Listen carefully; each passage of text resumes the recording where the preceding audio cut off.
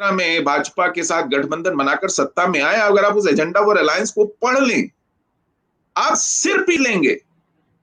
उसने कहा था शरिया लागू होनी चाहिए कश्मीर में, उसने कहा था पाकिस्तान से बातचीत होनी चाहिए, उसने कहा था हुर्रियत से बातचीत होनी चाहिए,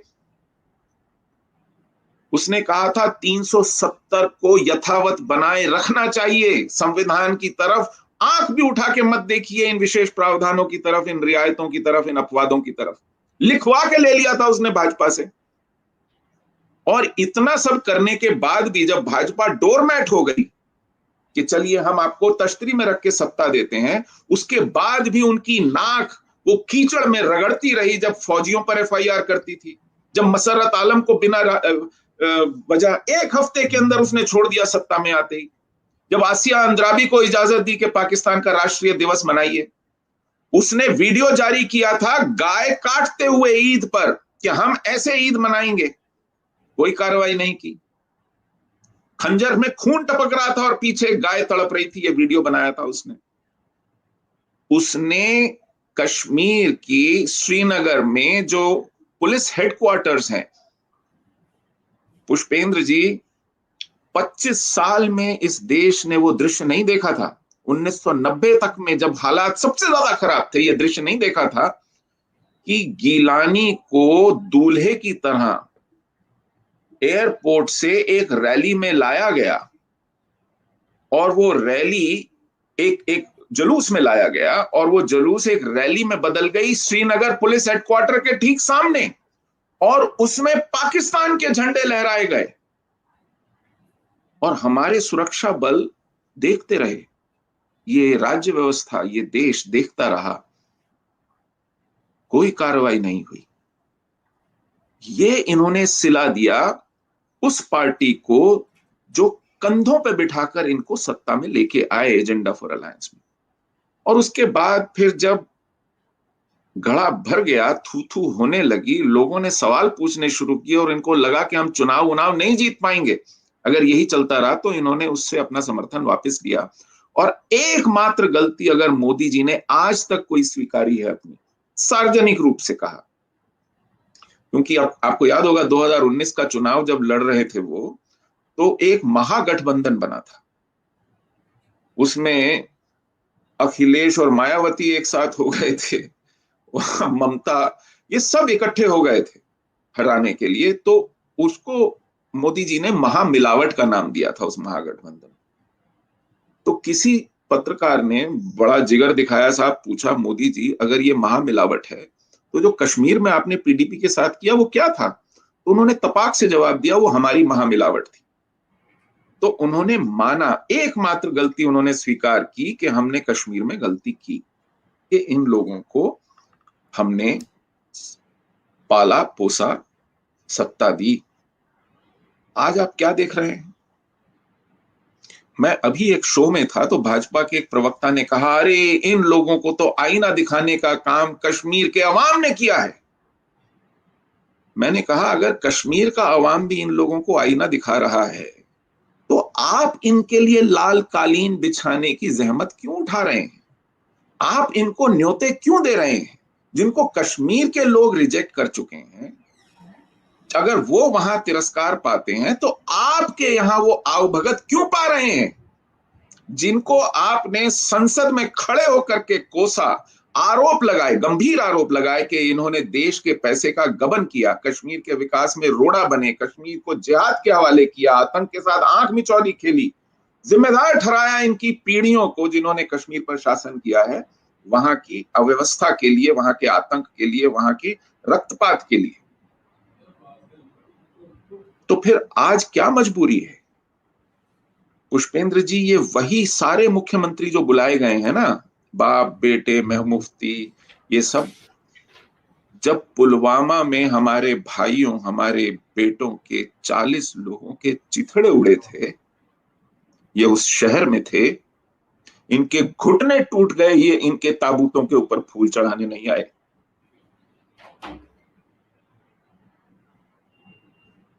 हमारे गृह मंत्री दिल्ली से गए थे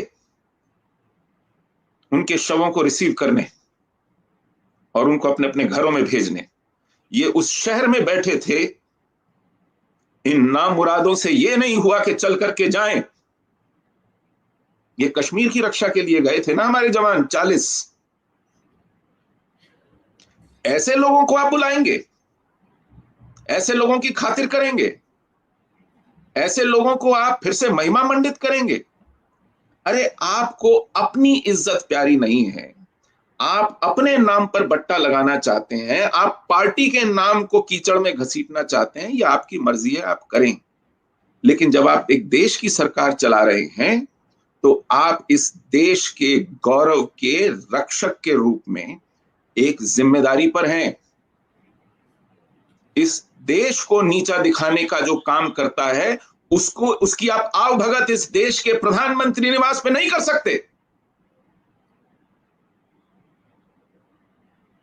आप ये करने जा रहे हैं तो फिर क्या फर्क है आप में और उस मनमोहन सिंह में जिसने यासीन मलिक को नाश्ते पे बुलाया था और फोटो खिंचवाए थे उनके साथ? क्या फर्क है? किस मुंह से आप इनकी आलोचना करेंगे? किस मुंह से आप इन पर ताने मारेंगे? किस मुंह से आप इनका तिरस्कार करेंगे? आपकी बात में कोई वजन है कि नहीं है? उसकी कोई कीमत है कि नहीं है? आपकी ना हो, हमारे देश के प्रधानमंत्री की बात की कोई प्रामाणिकता है कि नहीं है? यह सवाल आज इस देश को पूछने पे मजबूर होना पड़ेगा। किसके हाथ में यह देश सौंपा है और इस देश की मर्यादा सौंपी है और इस देश का सम्मान सौंपा है? किसके हाथ में?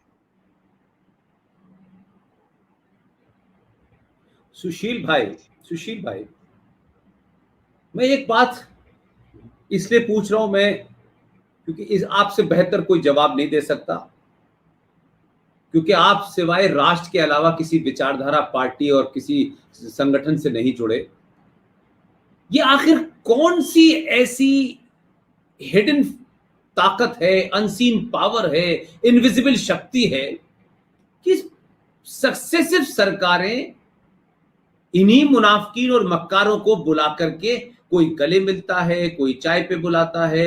ये क्या वजह है कि कौन सा डर है कि यही 10-15 मक्कार पिछले 20 साल से हम देख रहे हैं, यही आते हैं और यही भारत को गाली देते हैं, इनका सब सारे मैं देखता हूं सारे गुनाह ये करते हैं, और उसके बाद इनको जगह मिलती है प्रधानमंत्री निवास में, इनसे बराबर का दर्जा देके बात की। वो कौन सी इनविजिबल शक्ति है या कौन सी मजबूरी है दिल्ली की? चलिए पहले था कि साहब एक सरकार थी, उनके कश्मीरी लिंक थे, तमाम सारी, अगर अब तो कहां कश्मीर और कहां गुजरात, तो भाई अब तो कोई लिंक नहीं है, तो फिर कौन सी मजबूरी है? मैं अभी तक ये नहीं समझ पा रहा। काफी सारे लोग बार बार पूछ रहे हैं कि भाई सरकारें क्यों इनको बुलाती हैं? भाई उनका तो कसूर है, वो तो ओपन कार्ड है, वो कहते हैं कि हम गद्दार हैं, हम भारत के आइन को नहीं मानते, हम ये नहीं कर, लेकिन भारत की ताकत की कौन सी कमजोरी है जिस वजह से वो बार बार आते हैं? और तो उनका कसूर नहीं है, कसूर इनका है जिनसे हम सवाल पूछना चाहते हैं, जिनको हमने ताकत दी, जिन पे हम कोशिश करते हैं, जिन पे ये मानते हैं कि भाई ये जो बात करेंगे भारत का गौरव ऊपर होगा, जो आपने बात। लेकिन मैं उस शक्ति को नहीं समझ पा रहा, वो इनविजिबल कौन सी ताकतें हैं जो बार बार सत्ता के लोगों को वही बात करनी, साहब ये अच्छे लोग हैं, ये ऐसे लोग हैं, अब किसे हम ये करेंगे। तो ये मैं मुझे इस पे जरा सी रोशनी डालें। जी आपने बिल्कुल ठीक सवाल उठाया। जब तक ये सत्ता में नहीं थे तब तक तो ये हमको फरमाते थे कि क्या करना चाहिए कश्मीर में, ये सिखाते थे ना पूरे देश को कि हम अगर आएंगे तो हम ऐसे करेंगे और हम वैसे करेंगे। गाने गा गा के सुनाते थे ना, मैं ये नहीं होने दूंगा, मैं वो नहीं होने दूंगा, मैं ऐसा नहीं होने दूंगा, मैं वैसा नहीं होने दूंगा। तो भाई अब ये आप कैसा होने दे रहे हैं? अच्छा, लोग कहते हैं कि देखिए साहब इनके पास बहुमत भी है। पहले कहते थे गठबंधन की सरकारें हैं और उस सरकारों की मजबूरियां होती हैं और उस मजबूरी में ममता क्या ना कराए, समता क्या ना कराए, जयललिता क्या ना कराए, करना पड़ेगा। अब तो वैसी भी कोई मजबूरी नहीं है। कोई कहे कि साहब आपकी पूंछ उमेटने के लिए कोई अमेरिका बैठा है या कोई चीन बैठा है, आप तो साहब सबको औकात दिखाने के काबिल हैं, आपने तो दिखा भी दी है, आपको कौन छेड़ सकता है? तो कुल मिला के आप जो कुछ फैसले कर रहे हैं आप खुद कर रहे हैं, या फिर आपने अपने आसपास ऐसी टोली पाल रखी है, खुद चुन चुन के ऐसे लोग इकट्ठे किए हैं जो आपको यही पट्टी पढ़ाते हैं सुबह से शाम तक और आप उनके कहे के हिसाब से कर देते हैं। या तो आपने दल में, मुझे तो नहीं लगता कहीं विमर्श दिखता हो, आपकी कैबिनेट में कहीं विमर्श दिखता हो, आपके मंत्री, आपके जितने भी परामर्शदाता हैं, सार्वजनिक रूप से वो तो आंखों से ओझल है, किसी को पता भी नहीं है, किसी की हिम्मत नहीं है कि किसी भी विषय के ऊपर एक सार्वजनिक विमर्श करे। आपका पूरा का पूरा सिस्टम, उसके सूर्य आप हैं, उसी के इर्द गिर्द सब घूमता है, और वो बिल्कुल इनविजिबल होकर के, अदृश्य होकर के घूमता है। ना उसकी आवाज आती है, ना वो दिखाई पड़ता है। आपने ऐसा तय कर रखा है, तो फिर आपके और निर्णयों के बीच में कोई बफर भी नहीं है जिसको आप आरोपित कर सके, साहब ये गृह मंत्री है, इसने फैसला लिया था, या ये रक्षा मंत्री है, इसने फैसला लिया था, या वित्त मंत्री है, इसने फैसला लिया था। आपने इस लायक किसी को नहीं छोड़ा है। तो फिर घूम फिर करके बात आप ही पर आएगी।